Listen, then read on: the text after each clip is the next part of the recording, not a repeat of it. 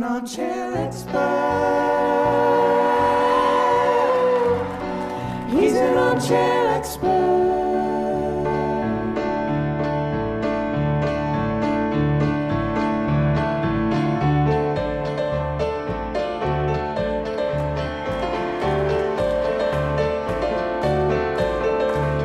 When I was just a baby, my mama told me, son, always be a good boy, don't you ever play with gun. But I shot a man in Reno just to watch him die. And when I hear that whistle blowing, I hang my head and cry. After midnight, we gon' let it all hang down. After midnight, we gon' chug a lug and shout. Gonna stimulate some action.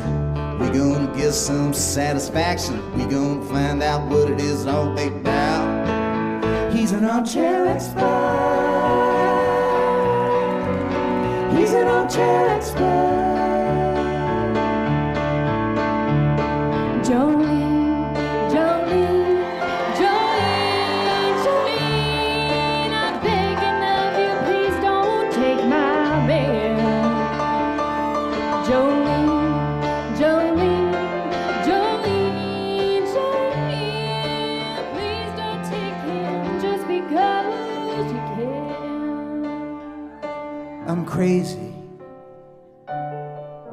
for thinking that my love could hold you.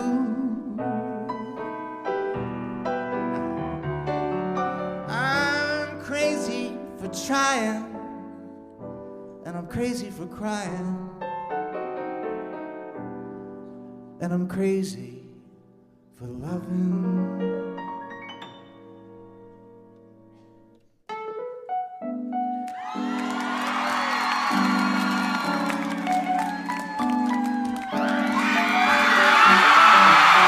He's an armchair expert.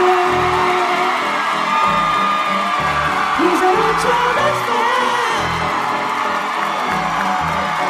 He's an armchair expert. Oh, Bob Mervac, Isabel, Tim and Parker. Oh, you guys. Thank you. Oh my God, hello Nashville! Woo! Gang, how's everybody up there on Mount Everest? Woo! You guys, we love Nashville so much. We started coming here, well, I used to work here when I worked for GM. Those were dark days. But this town has become, you know, for me, only second with Austin, Texas. I mean, this is such a wonderful place. My wife hosted the CMAs or the CMTs or the country music somethings. Maybe 5 years in a row, I fell in love with Hattie B's Chicken, Prince's Chicken. One of the loves of my life, Houston Estes is here. He's the one who told me to audit my business manager, if you listen to the show. A lot of great friends here, just a wonderful, wonderful city. We're so excited to be here, and I brought a little friend with me. She is miniature in size and maximum in power, Monica Padman! Hi! Oh my On your feet, the queen is here!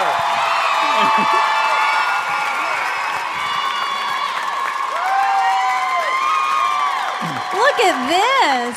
I wish- A Southern welcome. Yeah, for a Southern child returned home, the prodigal Southern daughter. gal. That's right. I wish you hadn't worn heels so they could really get a sense of the dimorphism I between know. you and I. I have a good 5 inches right now that I don't normally have. Like, is anyone scared I might injure her just by being next to her? It's so big. Oh, I'm powerful enough. I can take it. So, The kind folks at Lazy Boy have donated All this this. furniture for us. And we will be donating this after the show to Habitat for Humanity. right. So,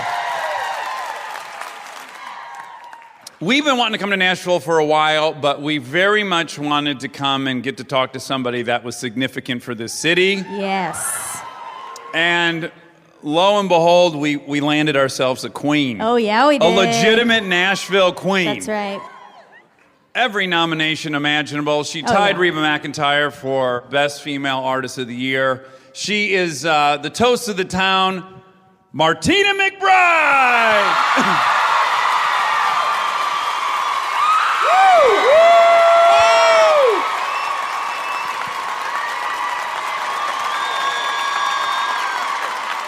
You guys, please Martina join us. Thank you. What a get. What a nice welcome. Thank you so much. The gang here knew that you loved round features, and they made you a beautiful. Is that needlepoint or macrame? What is that? Needlepoint. Needlepoint. Isn't that gorgeous? Wow. Very nice. Thank you so much. Now, you've done 1 million live shows in your day. Have you ever seen a crowd of nicer human beings in the Armchaires? Never. Got some good ones. Yeah, if you're feeling low, you just step out in front of the Armchaires and everything else takes care of itself. Your ego boosts. So, Martina, first and foremost, we were shocked to hear that you would do this. First of all, there's no win for you. There's I'm a several huge thousand fan. people. I'm a big fan of the show. I find that really hard to believe. Well, it's very flattering. So It's true. flattering. It is very flattering. Are you a podcast person in general?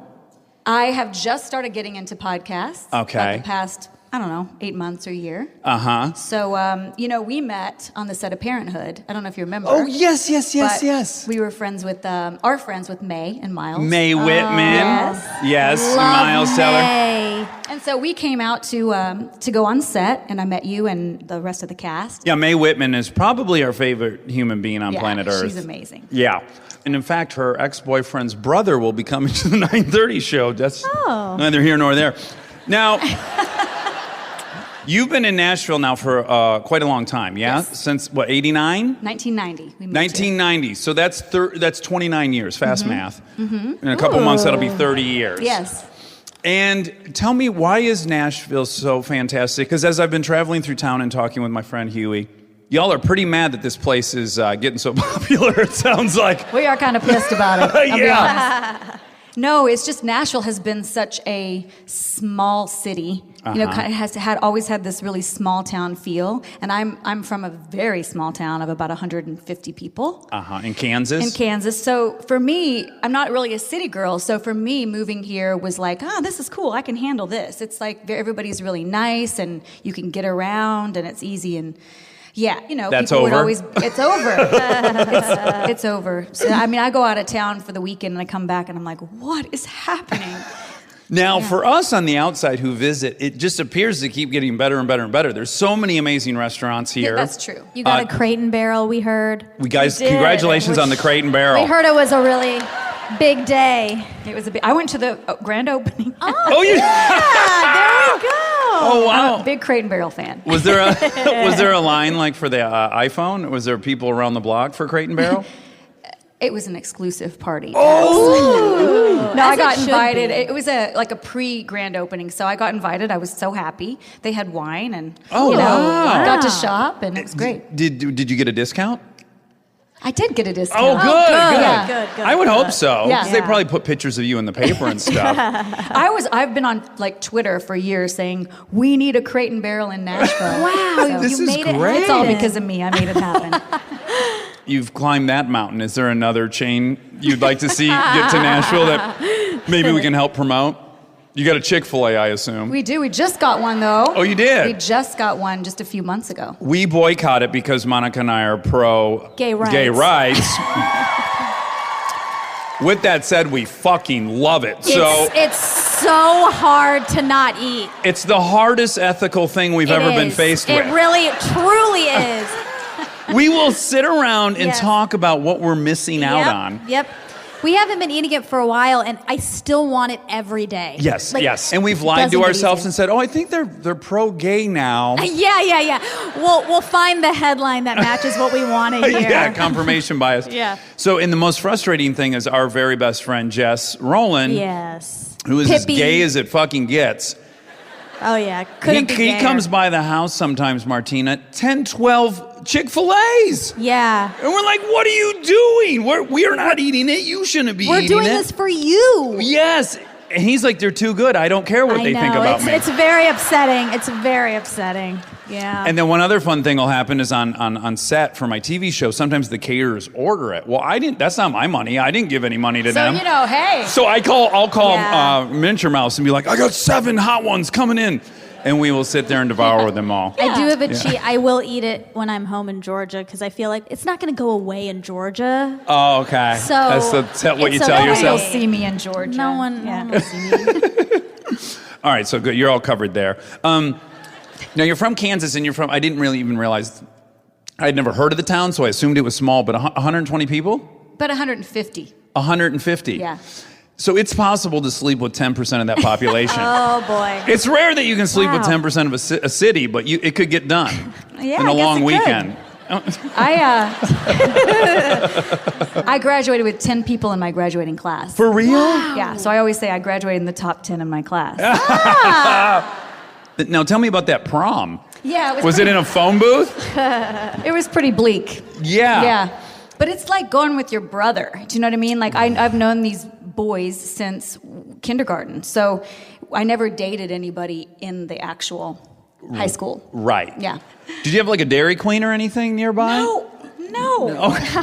No, I'm talking about Crate and Barrel? There's no stoplight, No stoplight. Wow. dirt streets. Uh-huh. There's a few churches. There is a liquor store. Oh. And Mixed match. a Choose post your- office. Sounds about right. And that's about it. Oh, wow. And your mother and father owned a dairy farm? I was really young. When he had the dairy farm, I was probably, he quit doing that when I was about 5 or maybe 7. And then it was just a wheat farm. Oh, it was a mostly. wheat farm. And also he Not built... a weed farm. No, well, now it is, probably. Is it legal here in Tennessee? No. Oh. And y'all are still here. Okay, cool. You know what'll make that Chick-fil-A slide down guilt-free is Oh, boy. A little a doobie. couple edibles. You'll forget what you stand for. But your dad, well, first of all, if you were 5 or 7, did you actually like milk cows? Did that happen? I've milked a cow. A cow. Yeah, That it was wasn't enough. like it wasn't a regular thing. But I did go with my sister. We would go down to the pasture and we would round up the cows and drive them down the lane or walk them down the lane to the barn so my dad could milk. Do you miss that at all? Is that something that you would want your kids to have, or you're like, yeah, I do actually. Growing up in that really rural, safe, me and my brother would get on our bikes and ride all day, just total freedom. Yeah. And also having chores, like physical labor chores, and having animals to care for. Yeah. I really miss that for them, and I would love to go back and live on a farm at some point. This will sound macabre, but also you have kind of firsthand experience with the food chain, which I think people would be helped to recognize. Like I read this book called On Killing about how we're kind of all fascinated with death, and the average kid watches like 1 million murders by the time they're 8 on TV, normal TV. This person's theory was, Grandma and Grandpa used to die at home. We buried them maybe in the backyard. We dealt with all that. We actually processed meat on our farms. We had a firsthand relationship with death and the whole circle of life. And then when you're completely removed from that, you just become like perversely fascinated by it because you don't have any connection to it. Right. Yeah. Do Yeah. you feel good about death? Probably not. Well, I have seen it firsthand. We used to have one time a year where we would, put up chickens. And so, yeah, you definitely get to see that firsthand. And then my mom would go through the whole process of plucking them and, Yeah. My great-grandma had them, and I do remember watching my Uncle kill one. And boy, they get busy for a long time Yeah. after they're dead. Yeah. You're running around with like a chicken with your head They're cut running off. around with a chicken with the head cut. That's That's a a real real thing. thing. Yeah, yeah. I've never seen chickens more active. Sorry, Monica. Yeah, more strikes against Chick-fil-A. You're right. It's, Chick-fil-A is not looking so good. Yeah, not faring well. but your father started making cabinets, and then he actually started selling cabinetry at some point? Yeah, and he was a carpenter. Like, he would build houses and really kind of just whatever needed to be done, install cabinetry, fix up bathrooms, build houses. He was a carpenter. Yeah. And you used to, is this apocryphal or true that you kind of spent a lot of time with Dad in the shop, and that's maybe where you were introduced to country music? Is that? Yeah, well, my dad also had a country band as a hobby. So he was a guitar player. He still plays guitar and sings. as a hobby. Daryl, right? Daryl. And so there was always, music around our house. And it was usually really traditional country music, Ernest Tubb, Hank Williams, Loretta Lynn. Patsy Cline. Mm-hmm. And then also he got into the outlaw country with Ooh, that's where I Waylon live. Jennings. Yeah. Oh, yeah. Yeah. I was going to sing a Waylon songs, and then I ran out of confidence. Oh. Yeah. I was going to sing Lonesome, Ornery, and Mean, and then I pulled the plug, yeah. You still might. I got let's scared. be Still might, honest. yeah, that's right. Yeah, so there was always music around the house. He always had bands as a hobby. I started singing in the band when I was about 7 years old. In his band, right? In his band. Martina's real last name is Shift. I shouldn't say real. No disrespect to Original. John, who I met. Originally, how about that? Yeah. Your maiden name is Shift. Uh-huh. And so the band was the Shifters. Mm-hmm. Shift and Shifters. Mm-hmm. So it couldn't be cuter. It's a family name, the Shifters. It's a family name, yeah. And my mom ran the soundboard. My dad played guitar and sang and was the band leader. I played keyboards and sang. My younger brother played guitar and steel guitar and sang. And I had, for a while, my older brother played drums. So it was a family, we would go out on Saturday night and find this, abandoned school building. We'd just have a dance for 4 hours, and people would come from miles around, bringing their own big coolers, and people of all ages, from little kids to... Grandma and Grandpa. Yep. And we just play music for 4 hours, and they two-step. How would you promote that show? How would people know to come to that abandoned... Well, it's a pretty small town. It's so small town, okay. You didn't need radio advertising. Let's just put it that way. Right. So 7 or 8 years old, were you too young to even be nervous, or were you nervous, or did you feel protected by, the safest group of people you could be with? Did that help to be out on stage with? Yeah, I just loved to sing. I started when I was about 4 years old. So for me, it was just who I was. It was what I did, and people seemed to like it, and I got to be with my parents, and so I didn't really think twice about it. Right. And then your role kind of increased throughout this process? Because initially you just sang, right? You didn't play keyboard? Right. Were you taking lessons and whatnot? Yeah, I took lessons. Okay, so is it kind of, because I'm imagining like the Jackson 5, where it's like, oh, look at all these, and all of a sudden you're like, well, hold on a second, what's this one's name? Michael? Let's put him up front. Let's get him to, there are more songs that are in Michael's wheelhouse? Was it, not to put your other family members in an uncomfortable situation, but was it obvious you should be like, let's get her, let's push her to the front? I don't know, because I think it was just so unique. I think that I was the only little girl that really sang in that area and did it on a regular basis. And, it was just unique and different. But my family's very talented. It wasn't really like they pushed me out front. It was kind of an equal opportunity situation, yeah. And did that make you popular in town? Did that help? You only had 9 classmates, so it doesn't really... You're not going to fall into any of my stereotypes about, jocks and preps and socias and whatnot. But did it help to be, known in your community as this spunky singer? I don't know. I think it made me a little weird. Oh, it did? Because in a small town, sports is so the center of everything. Yeah. And like I said, I was the only one doing this. Not that I had friends and stuff, and I was not an outcast, but it just was so different. But at the same time, we took it for granted, and it was just the way it was. Does that make sense? Sure. Yeah. Well, if your entire family's doing it, there's nothing that unique about it. Yeah. From our point of view, that's a very unique experience to be in a family band. Yeah. But yeah, that's just normal.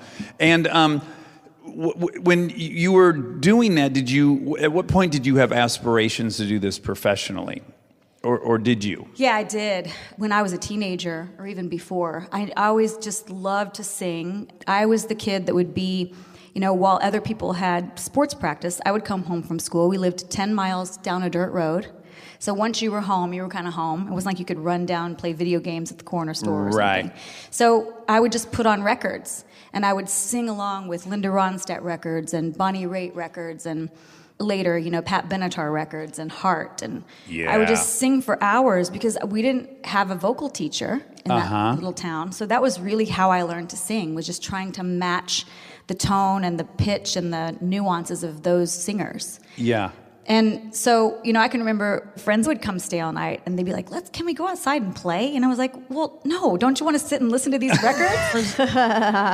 You knew Barracuda inside now? Oh, yeah. You did? Yeah. Oh, wow. Yeah. God, I'd love to hear that. Have you ever played that live? That would blow people's minds if they came to see you and you just ripped out Barracuda. Wouldn't it? Yeah, maybe yeah. Just consider it. Think about it. Yes, so great. So you went from the Shifters, a very wholesome family band, and then you joined a rock band, or maybe you formed the rock band. I joined the rock band. And guys, buckle up for the name of the rock band. Oh, boy. It was the Penetrators. Oh! Okay. You're like one of these Disney stars that like they turn 18 and they're like, I'm a slut now! Woo!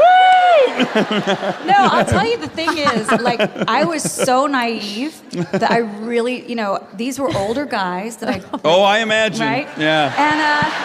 And, No. Most penetrators tend to be of age. they came to my parents' house and asked and they were kind of family friends or whatever. And so I went on the road, and I did not know, I had no association. I thought, yeah, penetrators will penetrate you with our music. Yeah. It's so rock and roll. Oh, wow. Yeah, first with our music and then later in the evening. I didn't know. I swear I didn't know. And we, rode around in this van that had a hole in the floor. And we would to throw your drugs out if the cops were coming? I remember one time we were going to play a week long at this Holiday Inn or something. Yeah. So we pooled all our money together and we bought a huge jar of peanut butter, a jar of jelly, and a loaf of bread. And that was going to be our food for the week. For the week. And we were going to share it all. And everybody was like, stop taking so much peanut butter. This has to last us all week. Anyway, the gig fell through and we just stuffed ourselves on peanut butter jelly sandwiches. Wait, how old were you during the Penetrators? You have to keep saying that, right? I was... The over-under on me saying penetrators is at least a dozen more times. Yeah. Just to get your Prepare expectations yourself right. now. Yeah. I was 17. 17. Mm-hmm. And were you the lead singer of the Penetrators? I was. Of course. And did you guys do covers or did you have original songs? We did mostly covers. We did Heart and Journey, Pat Benatar. Oh, yeah. Yeah, like rock And this roll. is what, mid-80s? Late 80s? 84. 84. Ooh, prime time to be singing some Benatar at a Holiday Inn Express. Well, they weren't even Expresses yet. No. Do you remember off the top of your head what the guarantee was for that week-long don't. residency? I would love to don't. know. I bet it was in the $70 range. Yeah. Yeah. Probably so. Did you have any aspirations to go to college? Well, yes. I moved to Hutchinson, which was about 40 miles away, a town of about 40,000 people. And I worked at the Dairy Queen. Oh, here we go. Gosh, finally, I knew a Dairy Queen would be in this story. Actually worked at the Dairy Queen. But you're not Indian, or are you? You don't seem to be Indian. You don't know this, but Monica, unfortunately, as a kid, a boy she liked, said he would date her, but he couldn't because her family worked at Dairy Queen, which they didn't. They didn't. They didn't. But it was a stereotype. I thought you were going to say, you don't know this, but Monica's unfortunately Indian.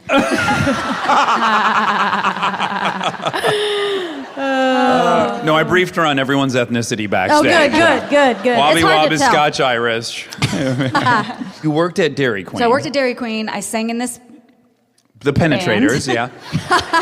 and I went to this junior college Okay. for one semester because here's the thing. My school was the exact opposite of a college prep school. Okay. I was not Oh, the one with prepared. 10 students. Yeah. The year I graduated, there were 34 kids in the 4 grades of high school. Oh, my goodness. Then what are you talking about sports? What, they play tennis? 8-man football. Eight-man football. Yeah. Oh, wow. And some basketball and whatnot, but The good news, if you have a shitty athlete as a kid, move there, they're going to play.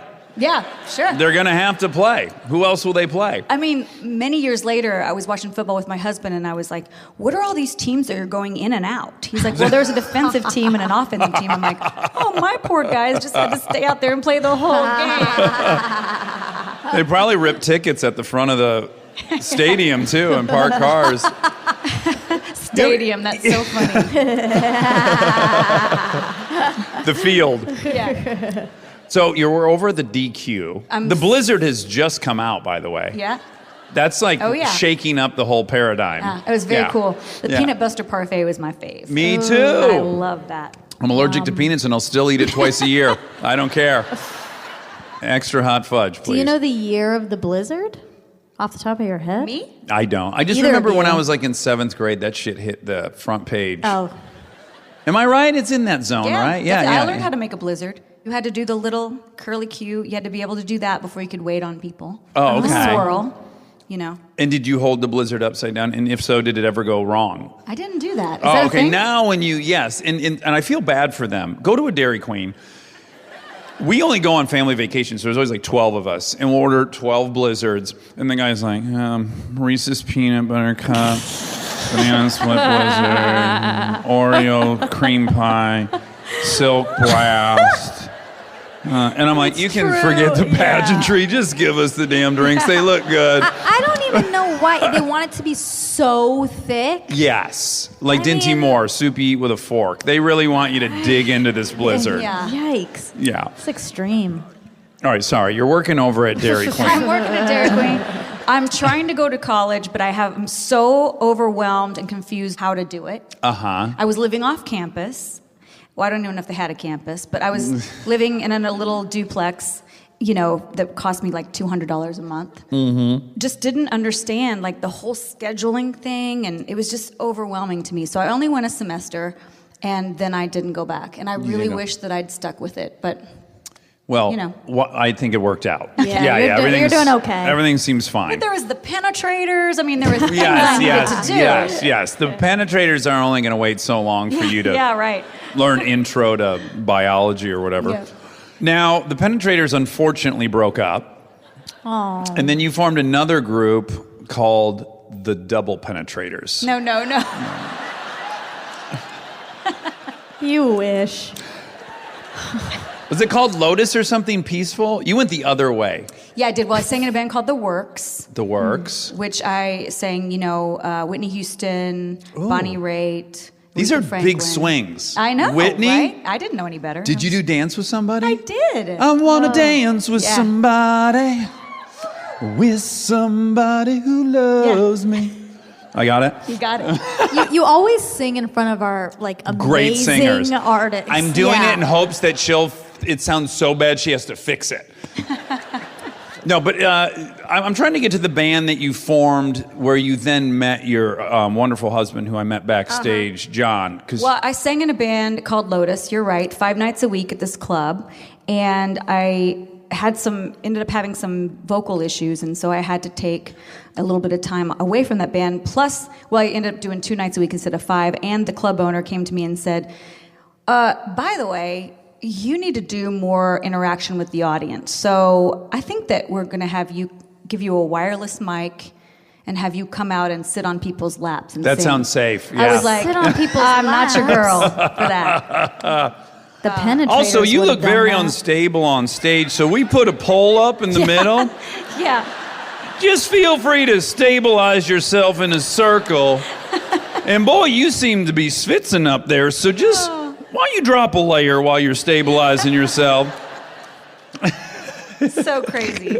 So then I decided to put this band together on my own, and that's how I met my husband, because somebody said, John McBride has a rehearsal space. So why don't you give him a call? He's just building it, and you can rehearse your band there. And I said, cool. So I went and did that. I met John, and our band never made it out of the rehearsal space. Okay. Because I was dealing with a bunch of babies. Like, I was 18 years old, and I was the only one that had a car. These are 25, 30-year-old men. And I had to go around and pick them all up at their parents' house. So I've got it stacked against me from the get-go. But we rehearsed, and our biggest dream was to do the Holiday Inn circuit. Sure. Right? So we Good got money. a guy, an agent from Kansas City named Frank, literally had a trench coat, Oh, great. like very shady character. He came down to see us, and he said, you know, I've got you this week in the Holiday Inn in Missouri. And we were like so excited. Band imploded. I go to my husband. We hadn't even started dating yet, but he lived in this warehouse where the rehearsal space was. I thought, this is a catch. No, I'm kidding. He doesn't even live with his mom. Yeah, no, he lived there. I mean, it was like, wow. He had a car, too. So I said to him, I don't know what I'm going to do. I think Frank is going to kill us. Like, he's not going to be happy. And John said, you want me to call him? I'll call him for you. There we go. And I said, really? Because I was so used to being on my own and taking care of everybody and everything and paying all the bills. And I was like, you'd really do that? You'd call that for me? And he was like, yeah, I'll call him for you. And John says, Frank, this is John McBride. this band ain't gonna make it. And I was like, my hero. He hung up that phone and you're like, what are you doing for dinner? Or how? No, we just became really good friends, and I would go there after my set finished at the club because I was still singing in that band, and at 3 a.m, and we just talk and hang out, and we met, and like a month later we started dating. A month after that we got engaged, and we set it for a year ahead. So conventionally, terrible plan. Yeah, well. Right? Most people who get engaged on day 30 aren't long for this married life. But you're one of these cases where it worked out because you guys have been married since 1990? Yeah. No, 88, so 31 years. Oh my God, 31 years. Congratulations. Y'all, that is actually impressive. Very. Stay tuned for more live show after this exciting commercial break.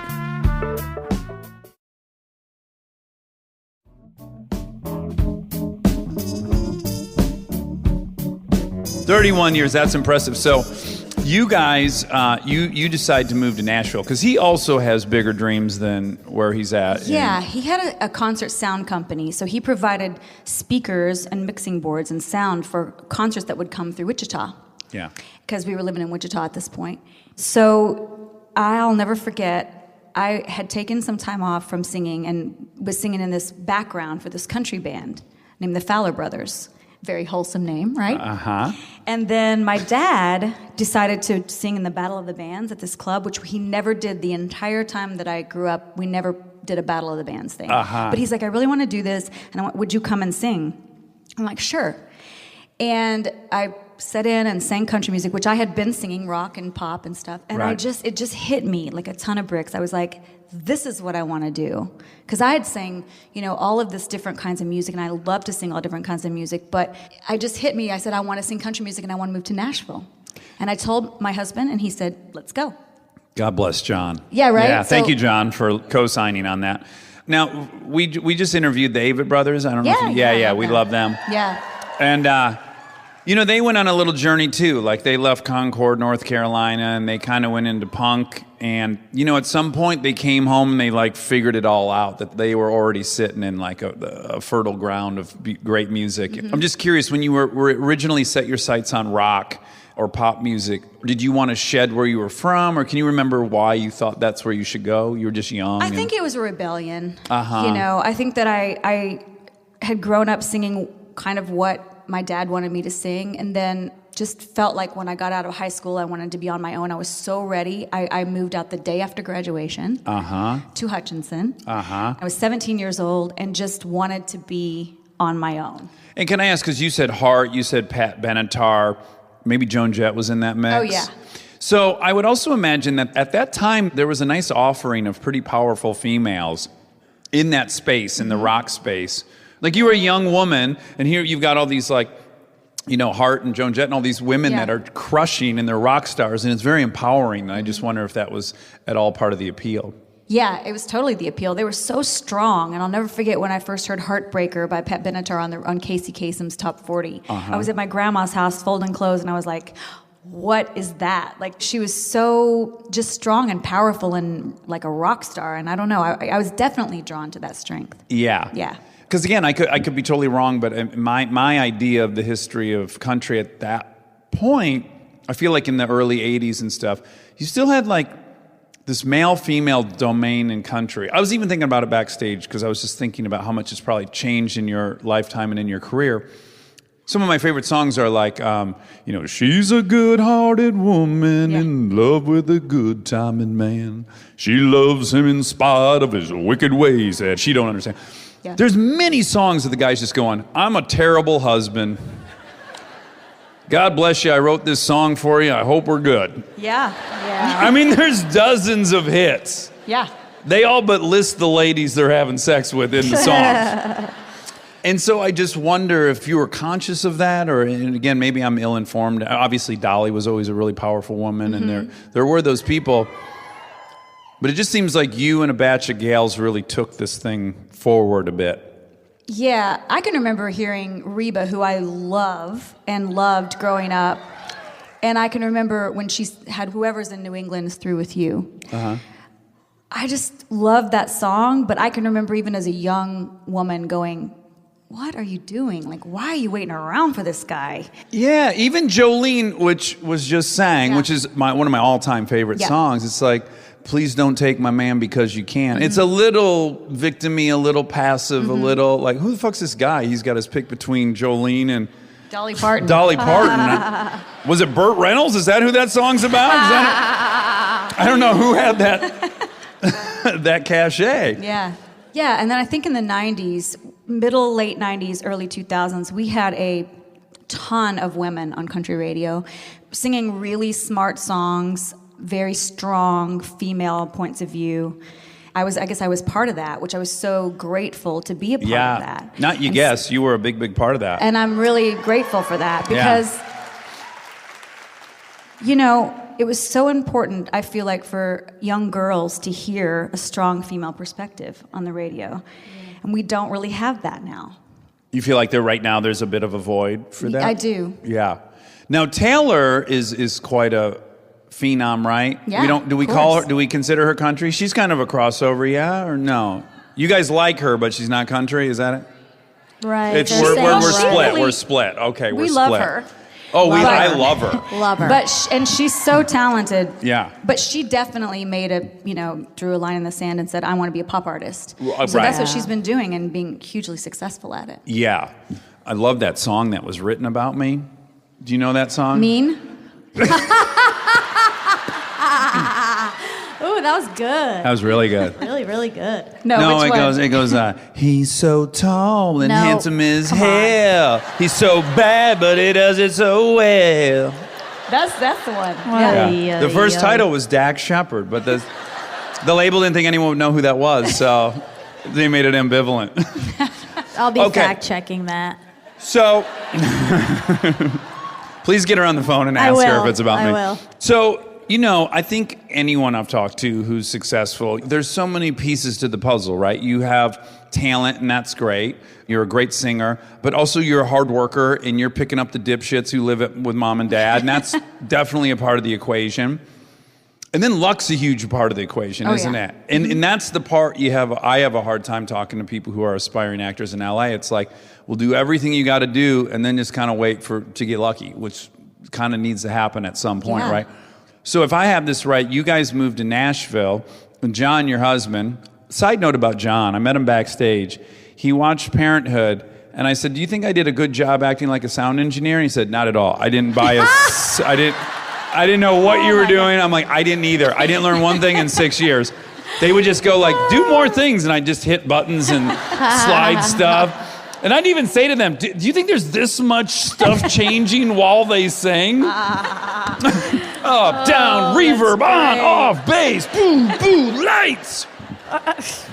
Yeah, he was pretty embarrassed for me. But at any rate, you guys moved to Nashville, and by some way or another, I don't know the particulars, but he gets involved with Garth Brooks. Is that kind of how it happens? Mm-hmm. He was his production manager. He was his production manager. So he's designing the whole shebang. And then, do I have this right? You were selling souvenirs sometimes at the show? Yeah, I did. Well, we were newlyweds. We got married in '88 in Wichita, moved to Nashville in 1990, and I didn't know anybody, and I was singing demos and waiting tables. And he was out on the road with Garth Brooks as his production manager, like I said.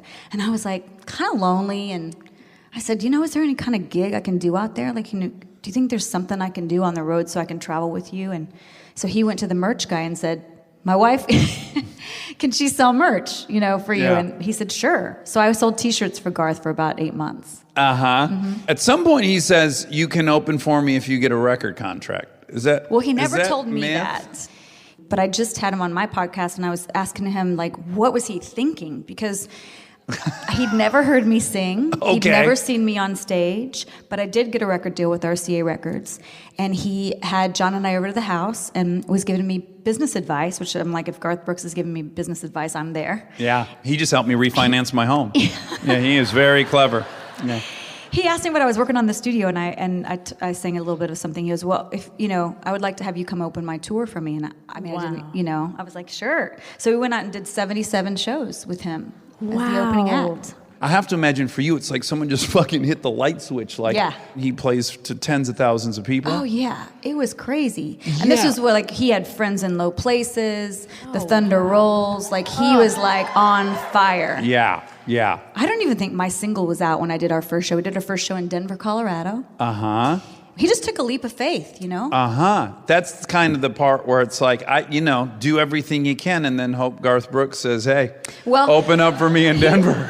He tells this story, because I asked him when I was talking with him, I was like, what happened? And he's like, well, we were in Arizona, and I was selling T-shirts, and he was up on the bus, and you could tell something was going wrong with the PA system. It was about 116 or 20 degrees. You know how it gets in Arizona. Anyway, I was at the merch stand, and I heard this terrible sound coming from the PA, which is my husband's PA. So I left my position at the merch stand, and I'm like, what can I do to help? And John said, we've got some dry ice. I just need you to pull it and put it in front of the amplifiers because it'll cool them off. Oh, wow. I was like, okay. So I'm actually barefoot, which I think is weird that I was selling Garth's T-shirts barefoot. But that's a bit of a mystery. Whatever. Yeah. So he looked out the window. He told me, he said, I saw this girl, pulling these bags of dry ice that are bigger than she was. And I was like, who is that girl? And his brother said, that's Martina. It's John's wife. And by the way, she sells T-shirts for you. And he said, well, whatever she gets, she deserves. You can tell she's a hard worker. And then that's, I guess, when the opportunity came, when I got a record deal, he remembered that and rewarded it. That's so awesome. So cool. That's also kind of Monica's story. Well, I was going to say, I don't see it as a story of luck. I see it as a story of someone who is like, I will do anything. I will find the avenue, and I will get as close as I can and work as hard as I can. Mm-hmm. Yeah. That's the trick, I think. Yeah. And a little bit of luck. No. So can I just ask, that first show in Denver, I'm picturing Lady Gaga in, Stars Born. Mm-hmm. Where she comes out and she's a little timid, and then all she's like,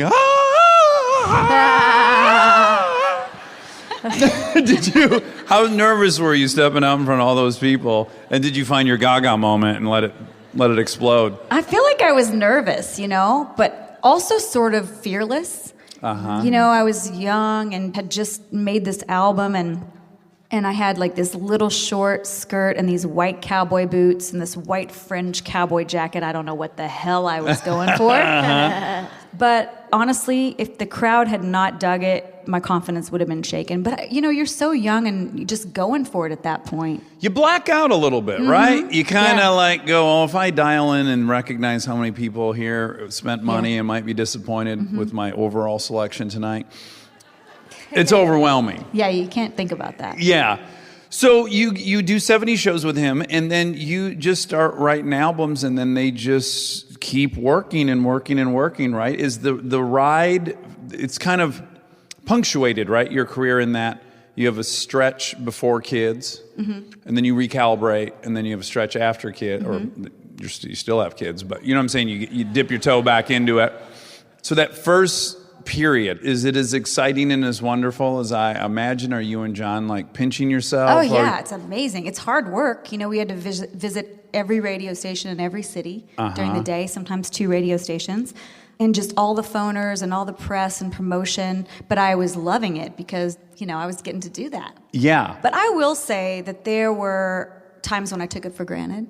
Sure. There were times when I was tired, especially after I had kids, because I brought them on the road with me, and they were little babies on the road. And I can remember when I had Delaney, my first daughter, I was opening for Brooks and Dunn, and I toured with them up until December 12th, and she was born on the 22nd. Oh, boy. With my second You weren't daughter. in that miniskirt for that show, were you? No. You should have been. But basically, with my second one, when she was 3.5 weeks old, I was on a plane to the ACMs to sing because I had that opportunity and I had to take it. I got to a point, I think, where there's so many exciting things happening, but it's human nature to take it a little bit for granted. And also, I was just tired. I was just tired from being a new mom. And with my third kid, who's 14, I took some time off. Yeah. I learned my lesson. You did. You lucked out in that you started releasing albums back when people still bought albums in pretty significant levels. You've sold 14 million albums to date, maybe more. That's bonkers. Yeah. But as the business has changed now, or today for sure, and then I imagine gradually throughout that period, more and more your money, your livelihood is performing, is doing shows, right? Is being on tour. So at the Apex, how many days a year were you on the road doing shows? Probably 98. 98. Yeah, it was probably a big year for us. Okay. Meaning 98 days. Shows, yeah, shows. Okay. And so then days of travel on either side of that. And so do you have, now here's so my wife is the best person I've ever met in my life. I adore her. She is a mother of 2. And I've seen her, and I've seen this to be common in my business back home, is that she feels guilty at work. And then she feels guilty at home. It's like if she's at home, she's like, should be a woman who's out making a living, and I shouldn't have to be here with the kids. And then when she's at work, she's like, oh my God, I should be home. And this is something dads don't even have to think about. When I leave, I'm like, sayonara, suckasses. I'm out for 2 days. I'll sleep 16 hours. I'll watch 3 movies. I don't feel any guilt.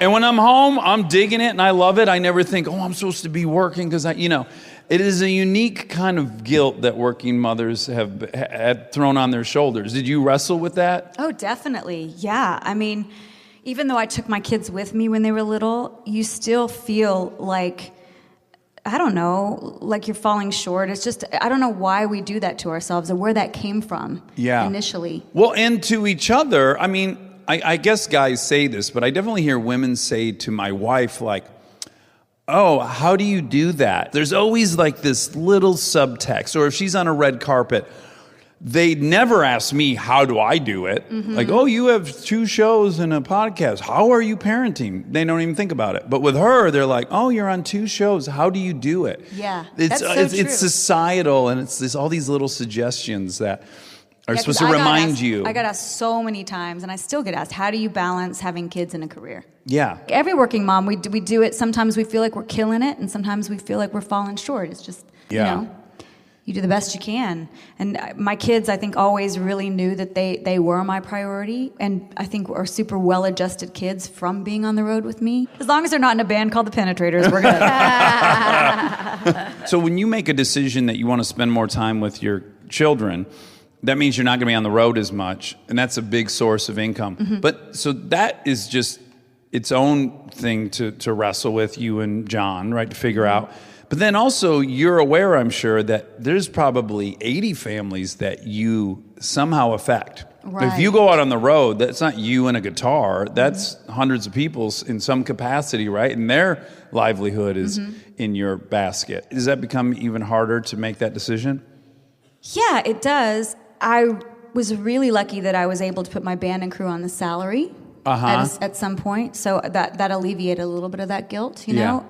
But, when Delaney started kindergarten, I said, when she starts kindergarten, we are cutting back and just doing weekends, because I really want her to have the same kind of like going to school every day, having her little friends. Routine. I was a room mother. That was like so exciting to me to be able to be a part of that, Yeah.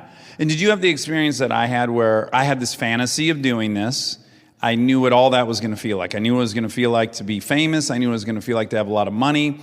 I just knew I was going to wake up in the morning like, da da da da da da da da da da. There he is. You do that. I do that, but now based on something else is where I'm going. Okay. I did not find that I felt the way I was expecting to feel having accomplished dreams I had set out for myself. Yeah. I mean, on some level, I have this deep sense of gratitude for it, and I know I'm lucky as hell, but the self-esteem I thought that would accompany that just didn't. And my children, they arrived, and I was like, oh, this is that magic thing I had always fantasized about, and it delivers. Like being in that room, right, handing out cookies, there's something about, that's really something to hang your hat on as a human, right, or self-esteem-wise. Yeah, and you're raising people. Yeah. Like what you do and say to them matters and their formation as people. So it's a huge job, and it's one that I took and take very seriously. Yeah. It's crazy rewarding, isn't it? Oh, yeah. It's the best. It beats all this stuff. Yeah. Is in 2002, you released a Greatest Hits, and it went 3 times platinum. But when you release an album like that, first of all, it must be like, oh my God, I have a greatest hit. Like I can do a greatest hits. Yeah. That's just wonderful. That's a great part of being a musician, isn't it? Well, it is an accomplishment. Yeah, I mean, Yeah. it's amazing when I put that record out, and I felt like every song on there was bona fide hit. You know what I mean? It wasn't like this 2 hits and a bunch of filler. Yeah, sometimes you see Yeah. people and you're like, a little early on the greatest hits. Oh, a little no. early. You Okay. can't say 3 songs and then the other ones you're new to. Yeah, and we put 4 new songs on there, which were Blessed, Concrete Angel. Oh, shoot, I can't remember the other two. When God Fearing Women Get the Blues, and I think Where Would You Be? And that was humongous. And you have been called, and I just want to ask one question about this. You've been called the Celine Dion of country music. That's crazy.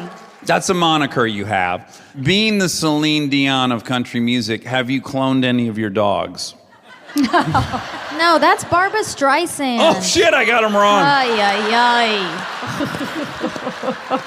Although I wouldn't put past No, Celine. she has to have some cloned cats Yeah, or something. yeah. Have you cloned any animals yet? No, not Okay. yet. You got to start building your legend, you know what I'm saying? You got to do some crazy, weird eccentric shit, yeah, shit. Yeah. yeah. Have a swimming pool of champagne or something. Yeah, wow. Now, you also, as I said earlier, you were Female Vocalist of the Year several times, and you tied Reba McEntire. And can I do my Reba McEntire impersonation for you really quick? Please Don't look do. at him while he does it. It's I love very her. unsettling. I love her too. Don't look at his face. I'm Reba Brackenbriar. That's my full impersonation. I say her name, but I change it to Reba Brackenbriar. I'm Reba Brackenbriar. Why? Why? I'm so confused. I don't know. My wife was hosting the award show, and I Yeah. met her. I met Reba. And I was so excited, and she gave me like Tom Cruise level, like, here's my full energy. And she goes, I'm Reba Brackenbriar. No, she Hold on. did not. Hold on. Oh my God. And I said to Kristen, I think she said her name is Reba Brackenbriar. That really happened. That did not happen. Clearly she knows her own name, but I swear to God it sounded like Reba Brackenbriar. God. Oh my God. You're good. What are you on, Scrubs?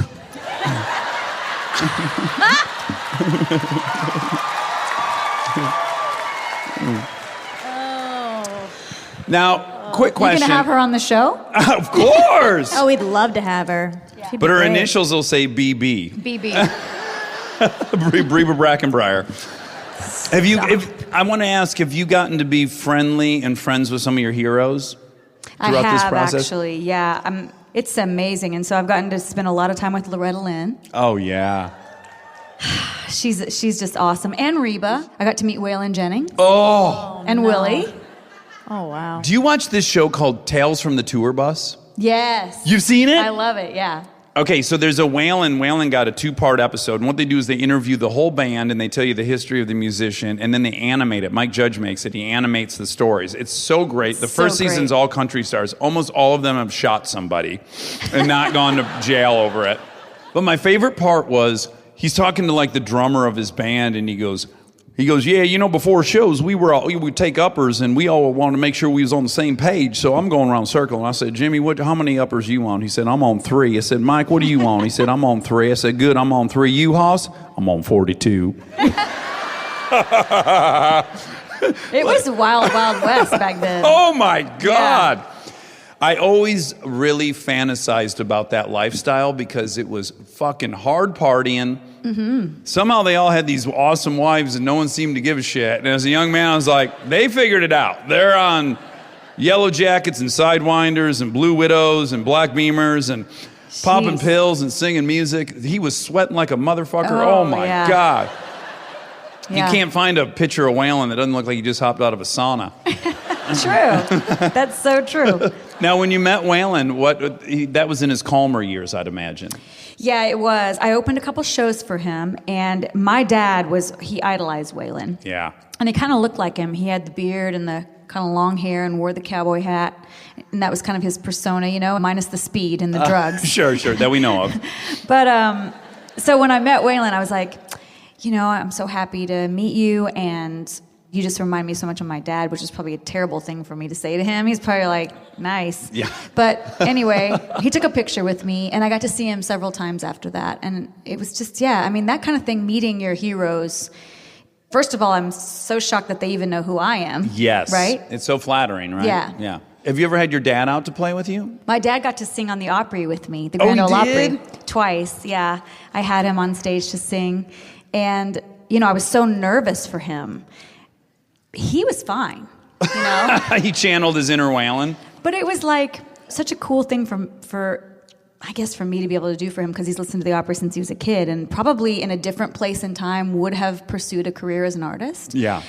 And so I'm standing there going, I'm so nervous for him. And of course he opens his mouth, he has his guitar, he opens his mouth, starts singing, and it's like, oh yeah, this is the guy that taught me. I mean, he knows what he's doing. Yeah. It was so sweet to be able to share that with him. And my younger brother was playing guitar on the stage with me, so we got to kind of, go back in time a little bit. Yeah, that's so beautiful. And then isn't it nice?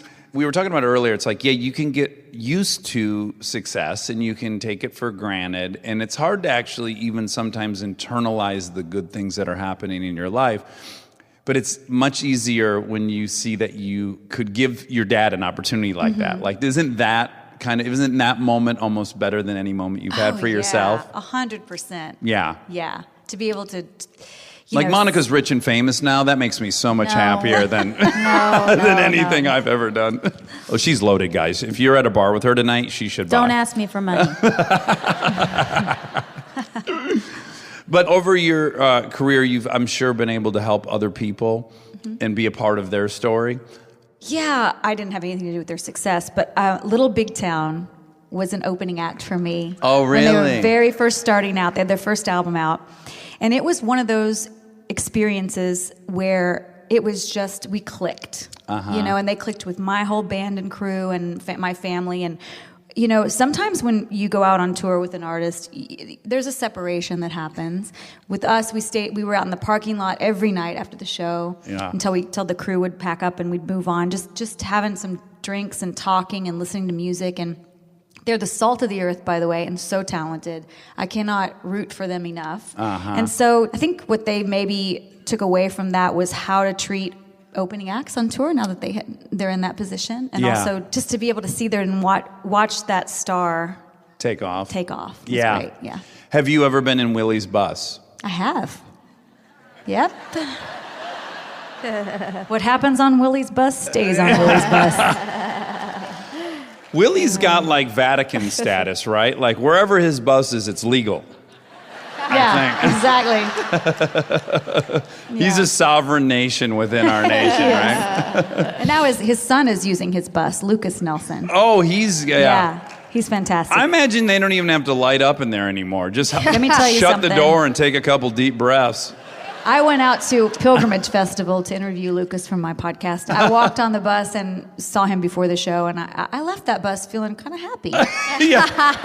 And I didn't even do anything. It was just from the air. Yeah. I'm 15 years sober, and I went to interview... Yay. Oh, thank you. I went and I was going to write some project, and I thought Kevin Smith, that writer-director, Kevin Smith, I thought, he knows a lot about superheroes. I'll go talk to him. And so I went to his office, and he's like, oh, yeah, I'd be happy to talk to you. He's like, do you mind if I smoke pot? I'm like, no, not at all. Go crazy.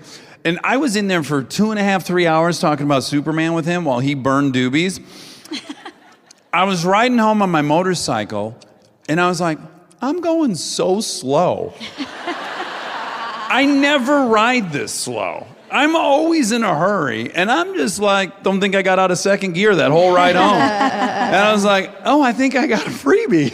Yeah. You're planning like a meeting a month with him. Like, I gotta meet with Kevin. I gotta work with him nightly now on this project I'll never write. Stay tuned for more live show after this exciting commercial break.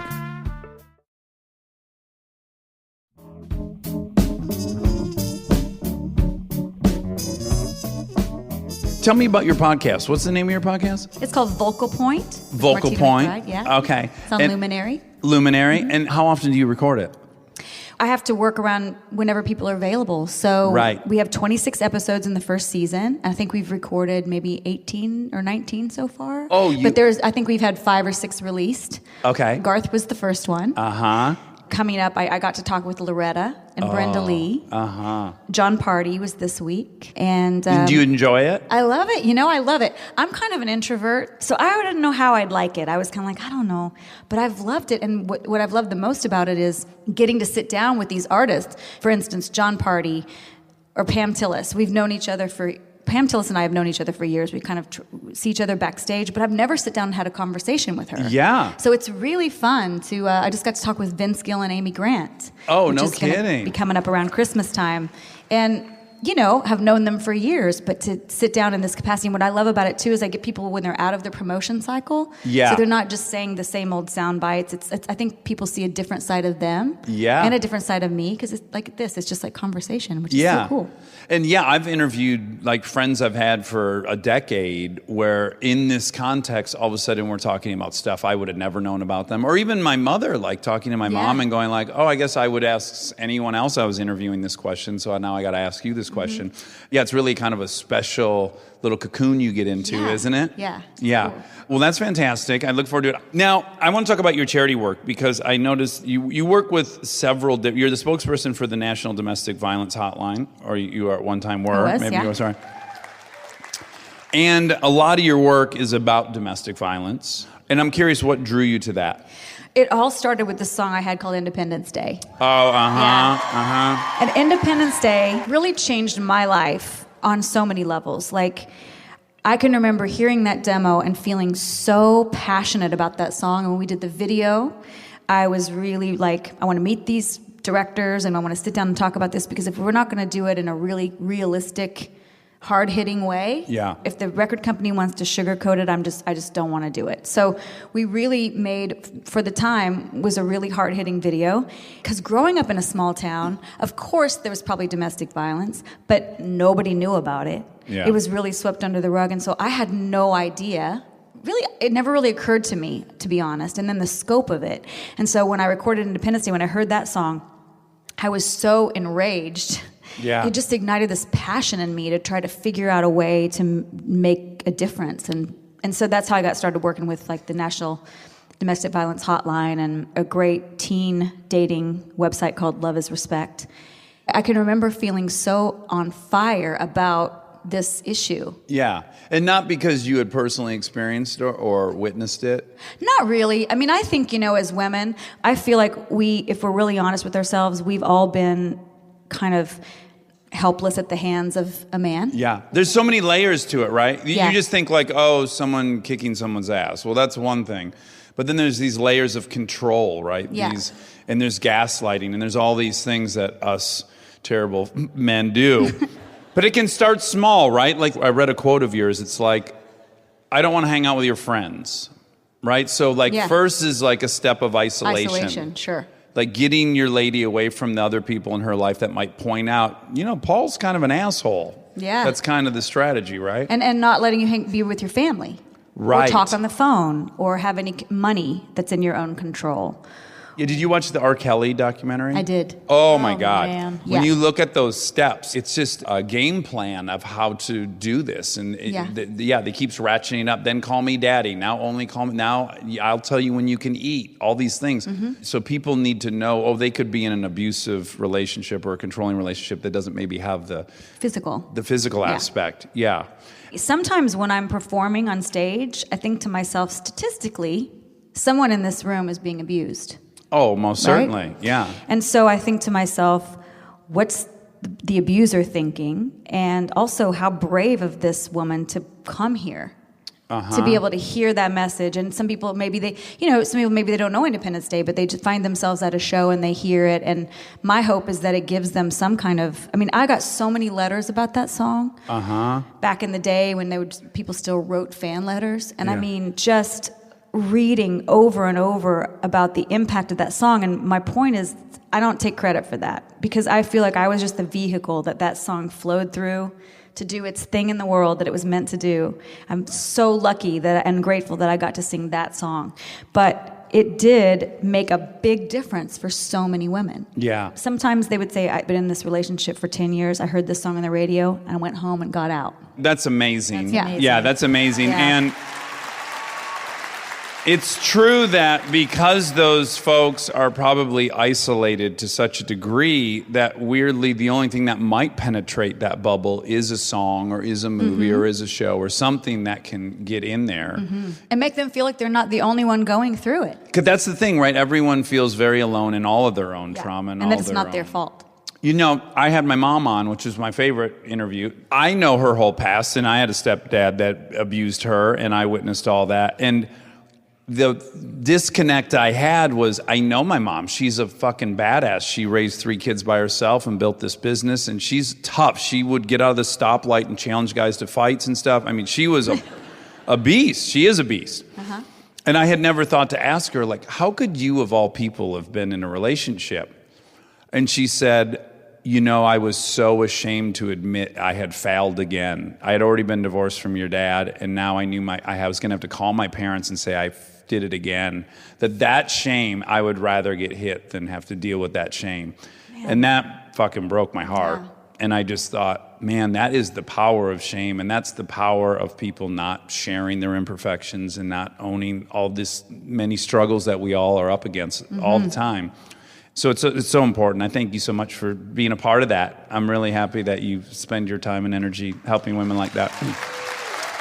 Well, you guys, Nashville, we love you so much. Thank I you, want to thank Martina. Nashville. Oh, thank You guys, you, let's give her a Martina. huge round of applause.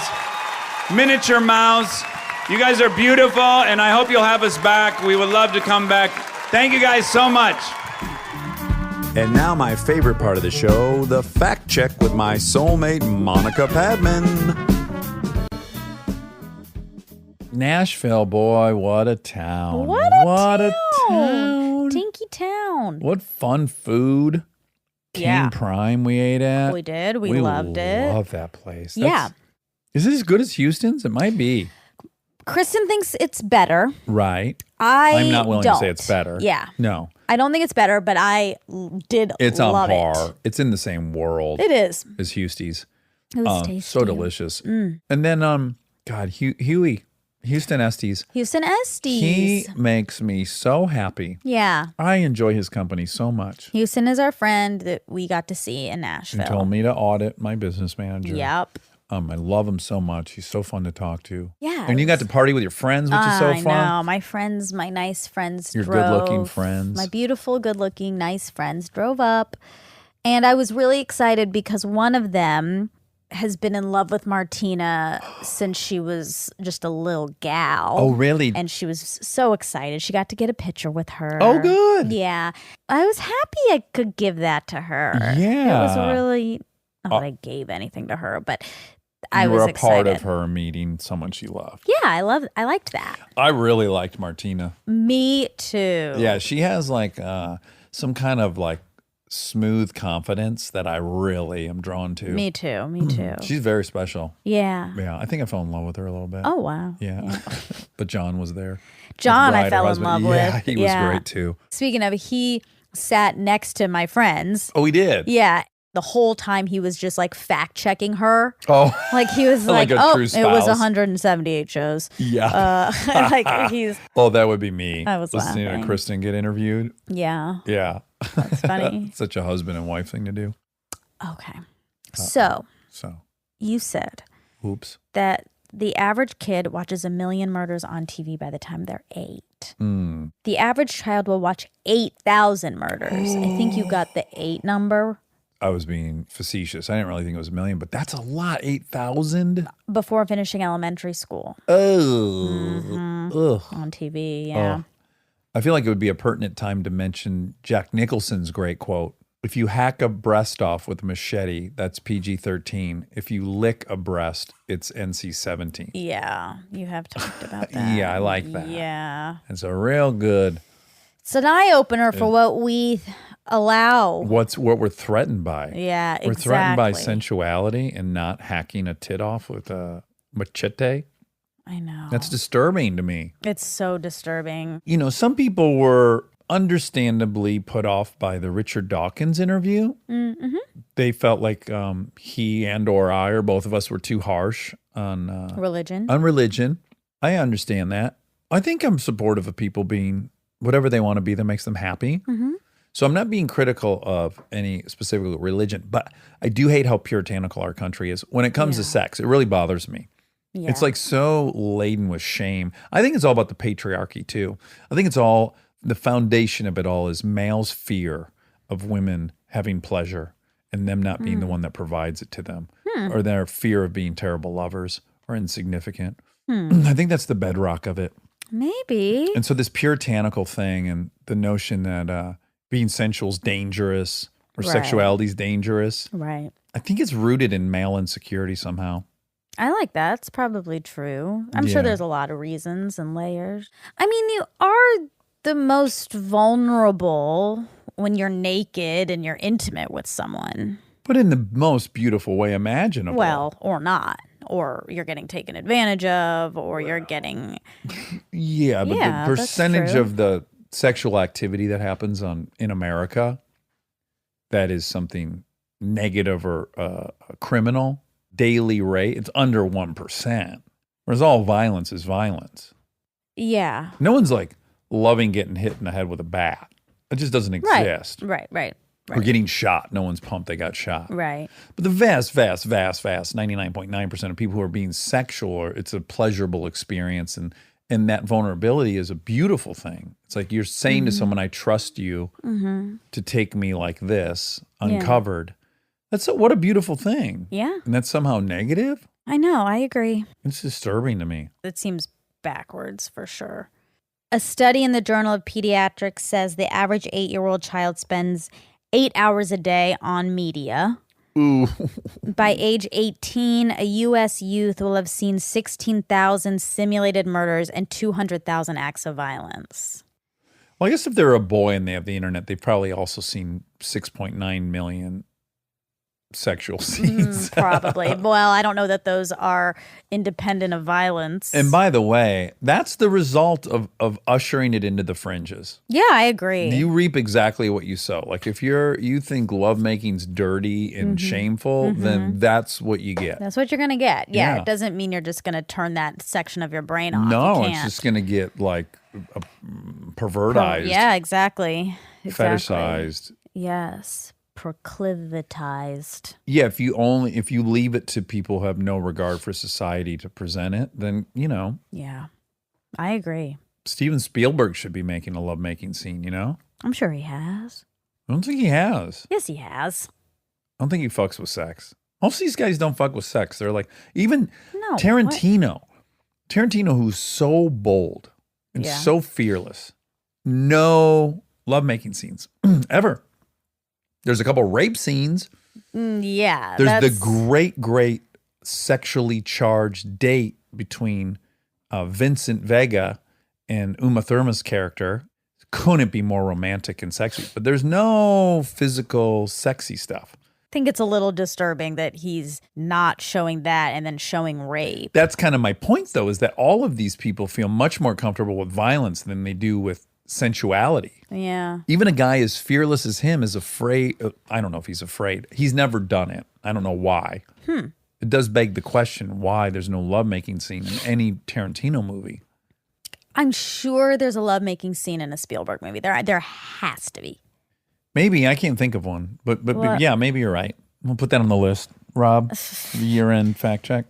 Was there no lovemaking scene in True Romance? He only did the screenplay, and yeah, there was lovemaking scenes, but I think that was all Ridley Scott or Tony Scott, whichever one directed that. They have tons of lovemaking scenes, like Top Gun and Days of Thunder. Is beautiful lovemaking scenes with Tom Cruise and Nicole Kidman and all that. Some people do it, but I think a lot of directors are very nervous about it.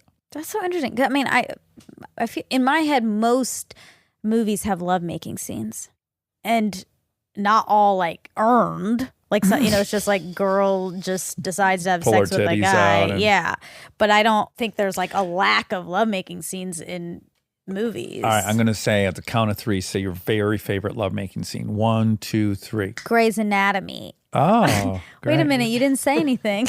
Oh, I know mine. Mine's Out of Sight. Oh, I thought we were going to say it at the same time. Oh, I was just curious. I didn't want you to think too much about it. I just wanted you to. My favorite is, this scene in Grey's Anatomy with McDreamy and Meredith Grey. Ooh, hot as hell. Yeah. What were they doing in a that made hospital. it so? Oh, pathogens. God, I wish I could remember the details. It's been a long time since I watched that show. But it was very steamy. So steamy. They were on a hospital bed. Oh, okay. Wow. Yeah. Not a conventionally sexy. So, listen. Oh, God. You made me defend it. No, I'm not even challenging you. I So- just want to know. There was like a fake prom happening. Oh, that's romantic. And then they kind of escaped into this room. Sexy hospital bed. Yes. No, that's where it's the most sexy. Places like, what's sexy? It's not like sexy on the beach. I think that's lame. Me too. Sand up in your asshole and in your It's vulva. too cliche. Yeah. So no, but it had been leading up so much sex tension. Yeah. That's the real thing for me. It's like the sex tension has to be high. Palpable. Cut it with a knife. Yes. So that you're just like, just do it. Yeah, that is Oh, the moment. yay. Yeah, I love that. And then there was this music in the background. And it was hot. Wow. Yeah, it was hot. And you like Out of Sight, which I've seen. Yeah, I can name 3 that I loved. Out of Sight, Desperado. Angel. Oh, Thank you, Wobby Wob. I would have forgot that. Desperado was so sexy. 9.5 Weeks, Mickey Rourke, and then also Angel Heart, Mickey Rourke. Mickey Rourke could land a sex scene like you can't imagine. Interesting. I Oh, haven't seen fuck, those. is he sexy? I mean, for me, they have to be in love. That's a prereq for me. For me, for you, dog.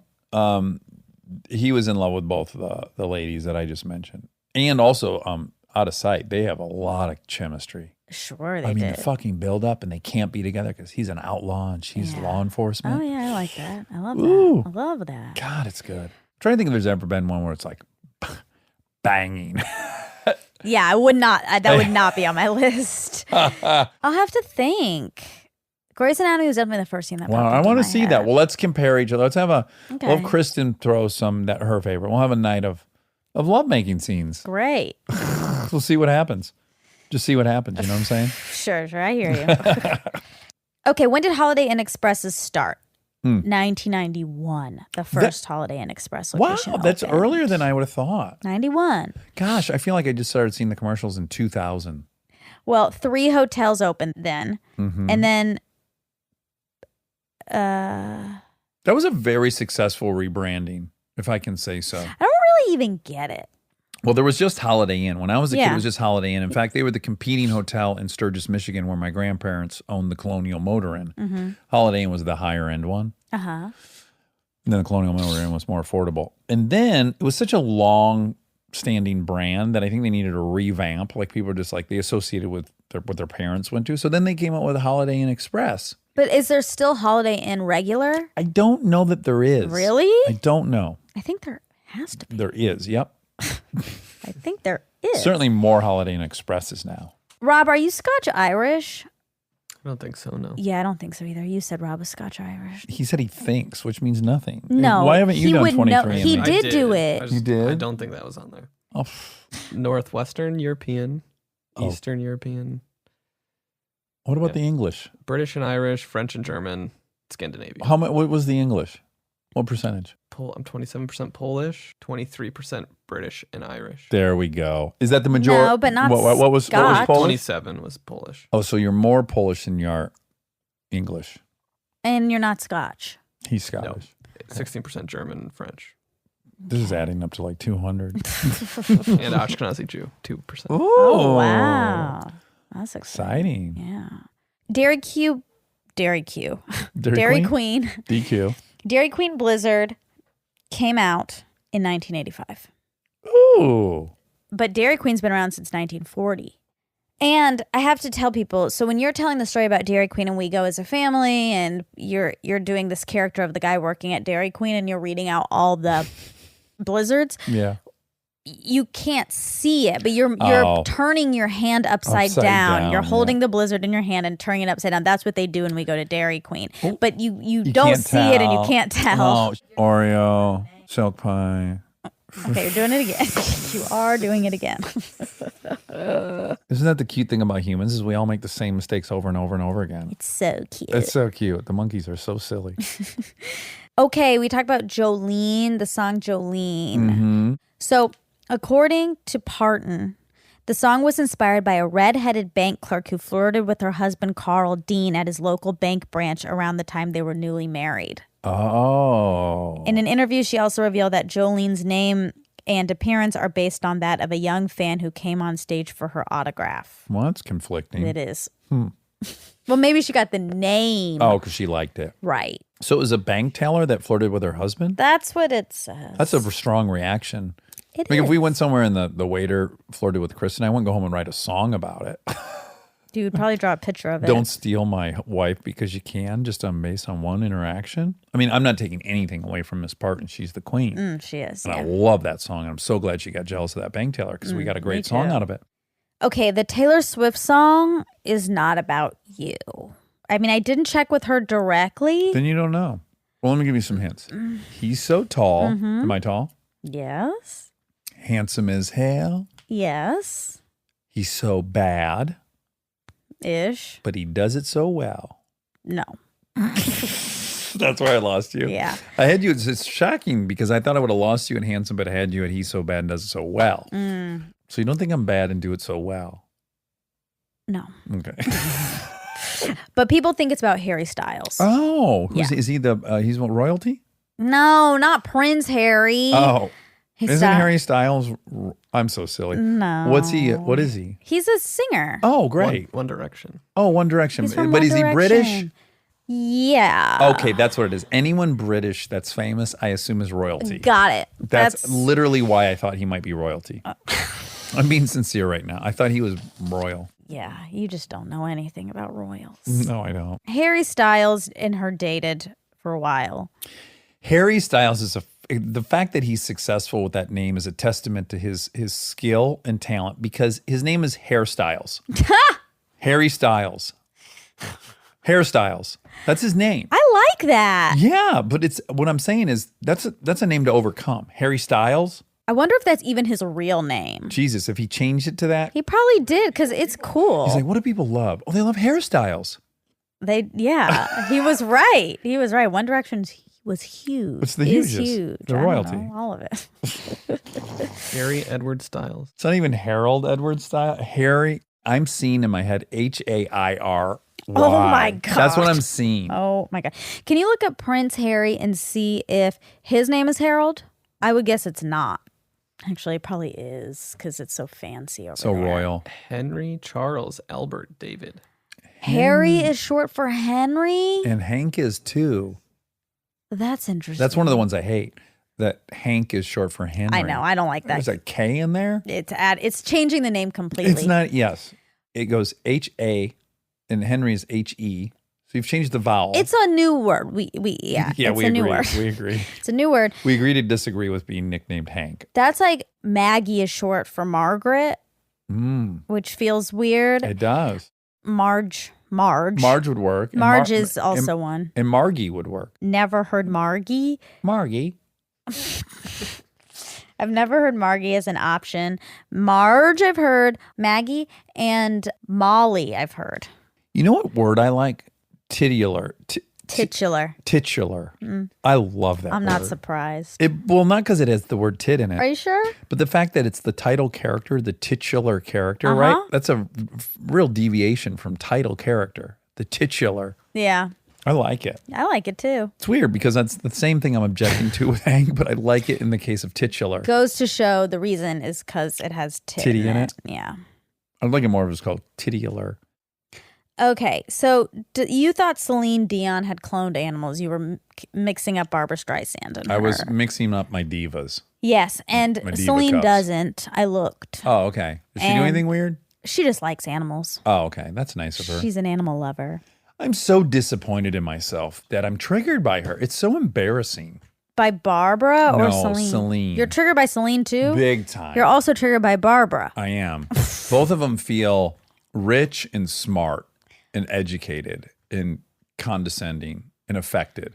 That's all me. It has nothing to do with you. them. And it's humiliating that I have that feeling. I don't know either of those people. It's not humiliating. It is. That's an embarrassing thing that I dislike them because they are well spoken. Yeah, she performs in a gown. But that's okay. That's her thing. I know. Of course it's okay. I'm at fault here, but I'm just walking you through what I think in my head. Okay. I'm like, oh, she's so fancy. She performs in gowns and they have like diamonds all over them. And it's so stupid. Well, it's not stupid. You're allowed to feel how you feel, but it's not stupid. It's just not fair because it's not. What you're doing to them is what I am accusing them of doing to me. Exactly. Yes, I agree.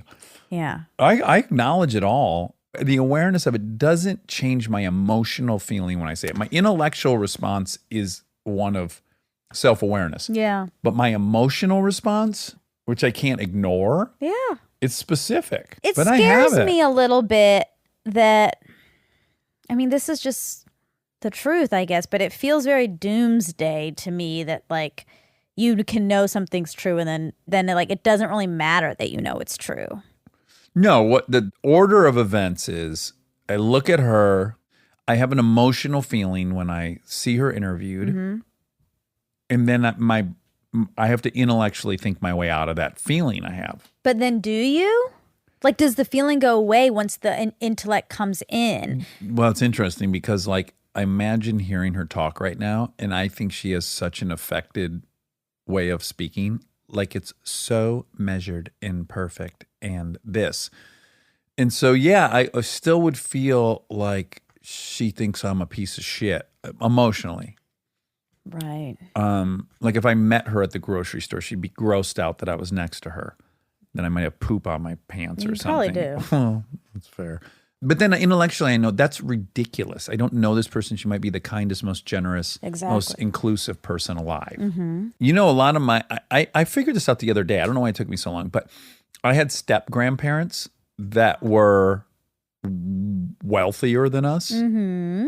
And I don't think this is in our head. They thought that their son had married trash. Uh-huh. And when we were around them, they were to look down grossed out by us. Yeah, yeah. And I think awful. that was really impactful for me. Of course. Yeah. I think, I'm like, why do I have such a chip on my shoulder about people with money? I think it's probably just solely based on that few years that we had I'm them. sure. Yeah. And even the stepdad, he would remind us that he had gone to better schools than my mom, and he went and he had an engineering degree. So and stupid. yeah, he was pretty condescending. Yeah. He reminded us that we were in a different class than he was quite often. Right. That's probably where that comes from. I'm sure all of these things come from a real place. It's all my issue. It's stupid. But within that, I've really been thinking a lot lately about like dressing nice. Mm-hmm. And people will act like dressing nice is implicitly of value. But I very much think that this has always been designed for people of wealth and class to display that they are above you. I think the whole thing is calculated. I think wardrobe and dress is a way to delineate what class you're in. And in that way, I think it's a really stupid endeavor. Like this notion of wearing a suit, it's like, wait, why? Tell me why. Well, you dress up and you honor this thing. But it's like, yeah, but why? Why is that a way to be respectful of something? Is to put on this uniform. But the uniform really is just signaling. A tuxedo is signaling rich. Well, and that's why normal people rent one to go to a wedding. Right. Like they act. It's an opportunity to rent. Fancy. Yes. Yeah. And it's like they get to rent this evening where they're high class. I think there's something implicitly wrong with that. Yeah, that's fair. Yeah. That's fair. And they have basically a day that they can't afford in real life. Like your average person, your poor average person is like dumps all this money on a wedding that they can't afford. Yeah. Or that at minimally, even if they can afford it, be much better spent investing in a house or something. Yes. I think everyone could agree on that. So then the question is, why are they doing it? And it's because they want to feel rich for a day. I don't know if they want to feel rich. Like, I don't think they know that that's what they want, but I think that is what's going on. It's like they get to act like royalty on this one day. And they get to eat in a way they wouldn't normally get to eat. And they get to, It's all wrapped up in class stuff, I think. I mean, I think psychologically, and maybe this is tied into what you just said, but I think psychologically people like having moments where they feel special. Right. And dressing up is a part of that. It's like part of the whole thing. Like, I'm doing something different today than normal days. And it's a special day. So we're going to do things different. We're going to do fancy we're going to make it memorable. We're going to do, And so I'm with you all the way right now. I'm totally with you, and that's a valid thing to do. But why is it the special thing we're going to do is emulate Great Gatsby? Like, why isn't the special thing we're going to do is we're all going to dress up like our favorite characters from Game of Thrones at this wedding? Or we're going to do, X, Y, or Z of things I love, we all like.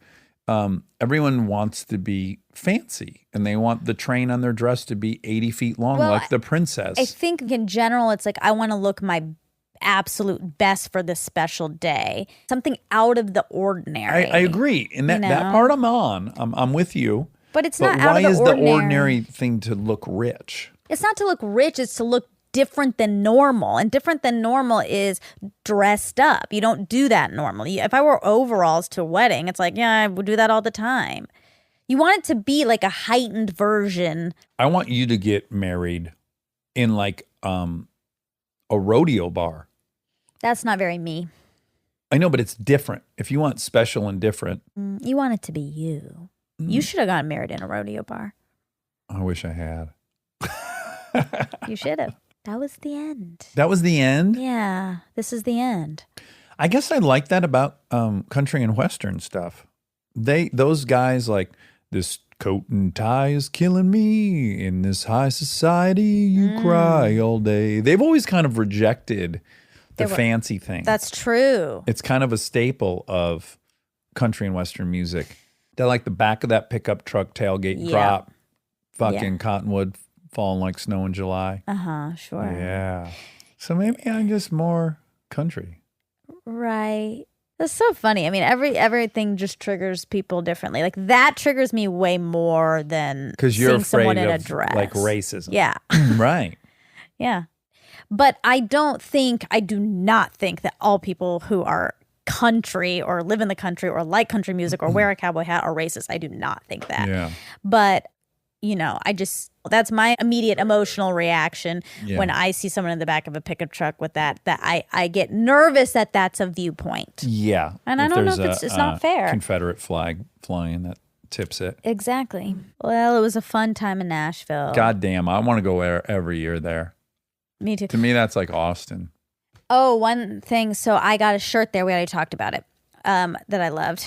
Nudie's Honky Tonk. Nudie's Titty Bar. Nudie's Honky Tonk. There was a naked lady on the shirt. Her natchies were out. And I tried to order you one because you liked it, and it sold out. I'm not surprised. It's a dynamite shirt. In your colors. Yeah. Nudies, you could send us one for Dax. He's a large, and he likes black and gold color. Oh, love black and gold. Yeah.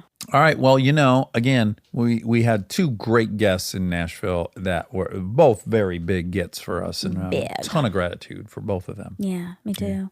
Stay tuned for Dirks. Ooh.